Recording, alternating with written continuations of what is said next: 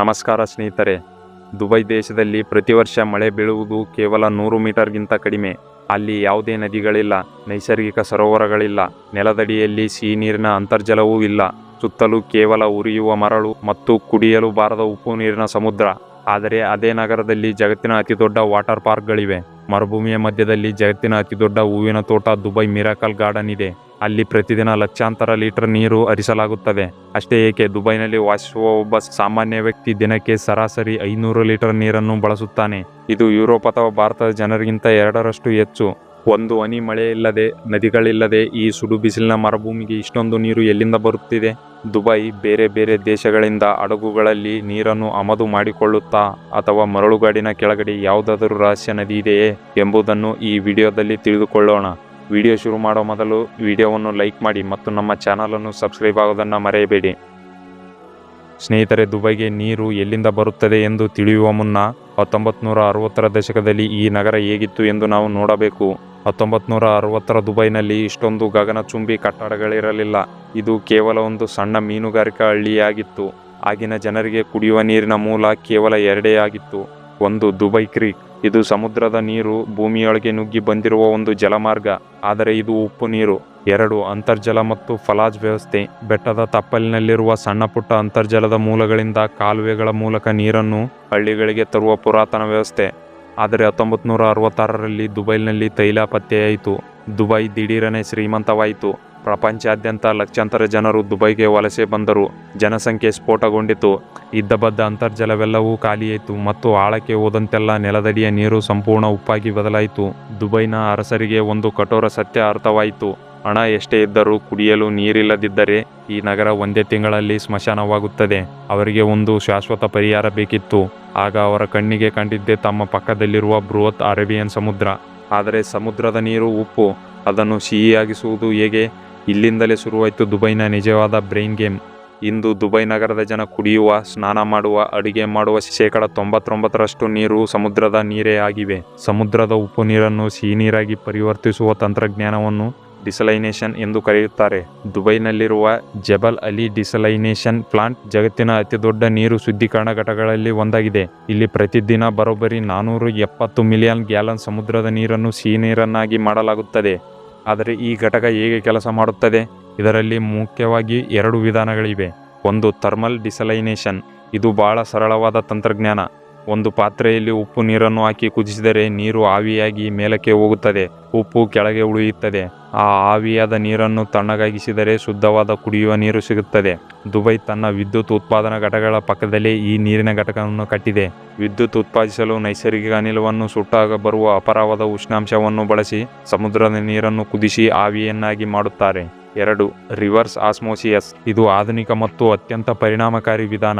ನಿಮ್ಮ ಮನೆಯಲ್ಲಿರುವ RO water ಫಿಲ್ಟರ್ನ ಬೃಹತ್ ರೂಪ ಇದು.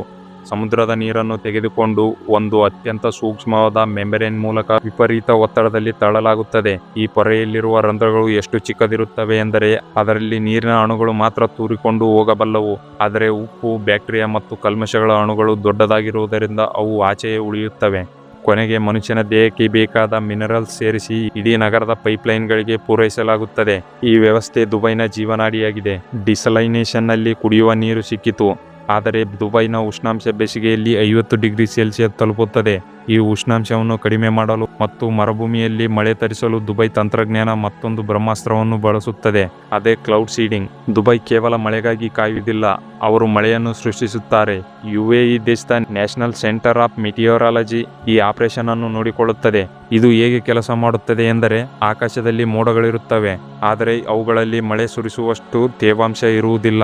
ಆಗ ದುಬೈನ ರೇಡಾರ್ಗಳು ಆ ಮೋಡಗಳನ್ನು ಗುರುತಿಸುತ್ತವೆ. ತಕ್ಷಣವೇ ವಿಶೇಷವಾಗಿ ವಿನ್ಯಾಸಗೊಳಿಸಿದ ವಿಮಾನಗಳು ಆ ಮೋಡಗಳ ಕಡೆಗೆ ಹಾರುತ್ತವೆ. ಆ ವಿಮಾನಗಳು ಮೋಡಗಳ ಒಳಗೆ ಹೋಗಿ ಸಿಲ್ವರ್ ಅಯೋಡೈಡ್, ಪೊಟ್ಯಾಷಿಯಂ ಕ್ಲೋರೈಡ್ ಅಥವಾ ಸಾಮಾನ್ಯ ಉಪ್ಪಿನ ಕಣಗಳಿರುವ ಫ್ಲೇರ್ಗಳನ್ನು ಸಿಡಿಸುತ್ತವೆ.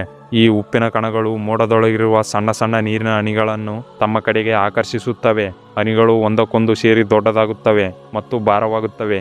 ಯಾವಾಗ ಅವುಗಳ ಭಾರವನ್ನು ಮೋಡಕ್ಕೆ ತಡೆಯಲು ಸಾಧ್ಯವಾಗುವುದಿಲ್ಲವೋ ಆಗ ಅವು ಮಳೆಯಾಗಿ ಭೂಮಿಗೆ ಸುರಿಯುತ್ತವೆ. ಇತ್ತೀಚೆಗೆ ದುಬೈ ಡ್ರೋನ್ ತಂತ್ರಜ್ಞಾನವನ್ನು ಬಳಸುತ್ತಿದೆ. ಡ್ರೋನ್ಗಳನ್ನು ಮೋಡದ ಒಳಗೆ ಕಳುಹಿಸಿ ಎಲೆಕ್ಟ್ರಿಕ್ ಶಾಕ್ ನೀಡುವ ಮೂಲಕ ನೀರಿನ ಹನಿಗಳು ಒಂದಾಗುವಂತೆ ಮಾಡಿ ಮಳೆ ತರಿಸಲಾಗುತ್ತದೆ.